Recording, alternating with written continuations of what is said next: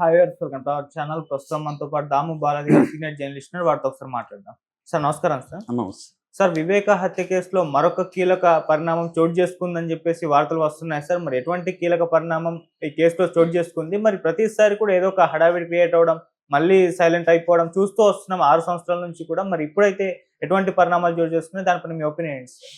ఇదొక పెద్ద comedy track. నిజానికి వివేకానంద రెడ్డి హత్య నిజానికి దురదృష్టకరమైంది, కానీ ఆ నడిచే తీరంతా కూడా ఒక ఫార్స్ లాగా, ఒక ప్రహసనం అంటారు తెలుగులో, అట్లాంటి ఒక ప్రహసనం లాగా మారిపోయింది. ఏదో రోజుకు ఒక ట్విస్ట్ పెట్టడం, ఏదో ఒకటి కెలకడం తప్ప ఇది క్లియర్గా దీని మీద proper investigation, proper trial, proper judgement, ప్రాపర్గా పనిష్ చేయడం అనేది జరగదు, ఎప్పటికీ జరగదని నా అభిప్రాయం. దీంట్లో ఎవరు శిక్షలు పడవని నేనైతే నమ్ముతున్నాను. ఎందుకంటే నేను దగ్గరగా కేసు చూశాను. సిబిఐ విచారణ సాగే పద్ధతి మీద కూడా జస్టిస్ లక్ష్మణ్ హైకోర్టు జడ్జి గారు 16 ప్రశ్నల్ని సిబిఐకి అప్పుడే సంధించారు. ఆయన దీంట్లో ఉన్న లూప్ హోల్స్ అంతా కూడా ఆయన ఎక్స్ప్రెస్ చేశారు. ఇప్పటివరకు దీంట్లో మొత్తం మామూలుగా అయితే 8 మంది ముద్దాయిలు ఉన్నారు.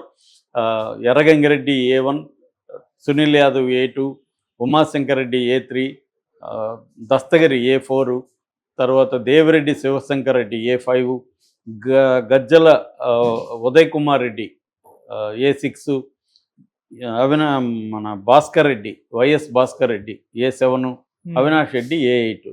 ఇందులో A4గా ఉన్న దస్తగిరిని కోర్టే అతను ఇంకా నిందితుడు కాదు, అతను సాక్షి అని చెప్పేసింది.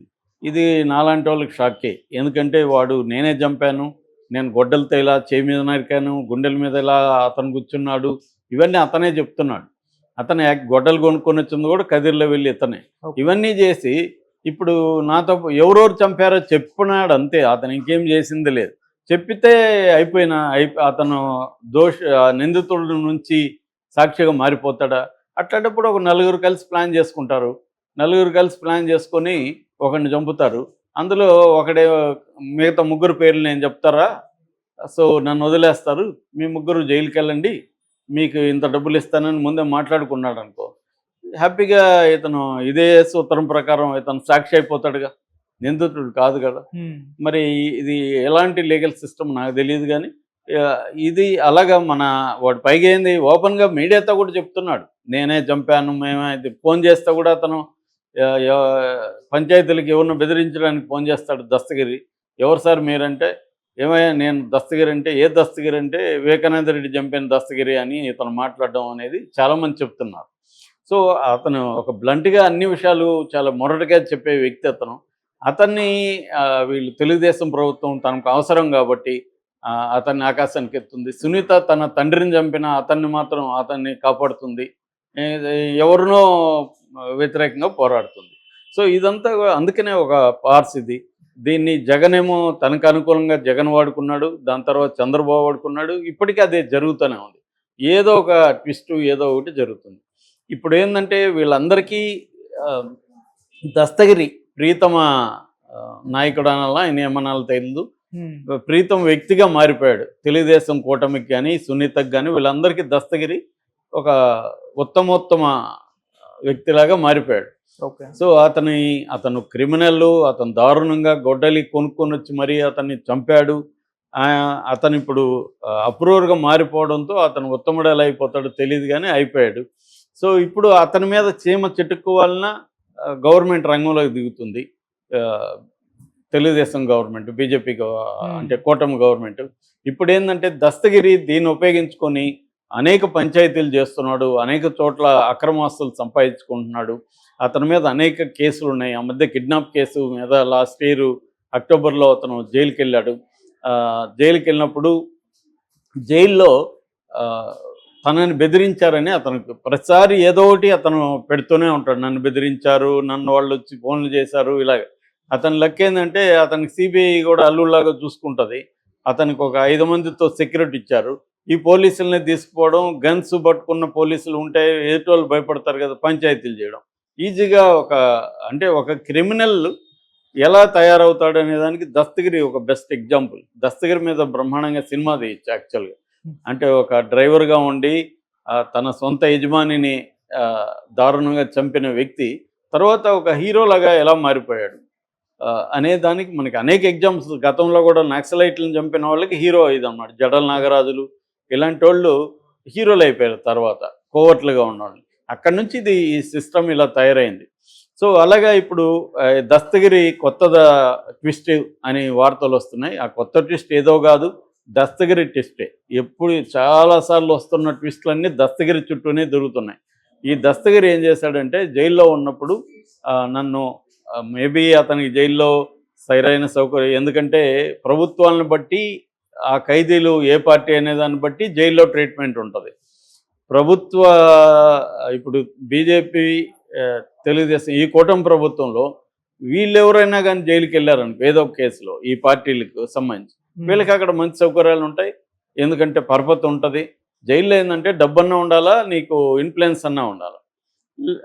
ఈ రెండు, లేదా నువ్వు పెద్ద రౌడీనో పెద్ద రాజకీయ నాయకుడు అయి ఉండాలి. ఏదైనా ఫైనల్గా డబ్బు అయితే కంపల్సరీ. డబ్బుతో పాటు ఇన్ఫ్లుయెన్స్ ఉంటే ఇంకా బాగా జరుగుతుంది. డబ్బు ఇస్తే నీకు అన్ని సౌకర్యాలు జరుగుతాయి. నేను ఆ మధ్య కూడా చెప్పాను చాలాసార్లు. పరపనగ్రహారం జైల్లో మా ఫ్రెండ్ బయటకు వచ్చాడు ఆ మధ్య. అతను చెప్తున్నది ఏమంటే 70% ఖైదీలు డ్రగ్స్ వాడతారు జైల్లో. 5,000 మంది ఉన్నారు. 5,000 మందిలో 70% అంటే 3,500 మందికి డ్రగ్ సప్లై జరుగుతుంది. అక్కడే అన్ని అమ్మకాలు జరుగుతాయి. ప్రతి బ్యారెక్లో ఇడ్లీ, వడ, దోశ ఇవన్నీ అమ్ముతారు అక్కడే. నిజానికి ఇవన్నీ నిషేధం, కానీ అవన్నీ జరుగుతుంటాయి అన్నమాట. ఒక ఇడ్లీ కొనాలంటే 75 రూపాయలు, 100 రూపాయలు, దోశ 200 అలా ఉంటుంది రేట్లు. సో ఈ ఖైదీలకు డబ్బులు ఎక్కడి నుంచి వస్తుంది అంటే వాళ్ళ బంధువులు వాళ్ళు డబ్బులు ఇస్తారు. మామూలుగా కౌంటర్లో డబ్బులు వేస్తే వాళ్ళ అకౌంట్ ఉంటుంది, వీళ్ళు ఇలాగా వ్యాపారం జరుగుతుంటుంది. అక్కడి నుంచి అన్ని రకాల సౌకర్యాలు వాళ్ళకి కల్పిస్తారు. మందు కావాలంటే మందు వస్తుంది. నేను 8 నెలలు జైల్లో ఉన్నప్పుడు చూశాను మందు వచ్చేది జైలుకి. మటన్, చికెన్లు వాటర్లే వండుకొని వచ్చి ఇచ్చేవాళ్ళు. ఇవన్నీ జరుగుతుంటాయి. కడప అయితే నోటోరియస్. కడపలో ఇంకొక స్కీమ్ కూడా ఉంది. ఎస్కార్ట్ పోలీసులు వస్తారు కదా, కోర్టుకి తీసుకెళ్తారు.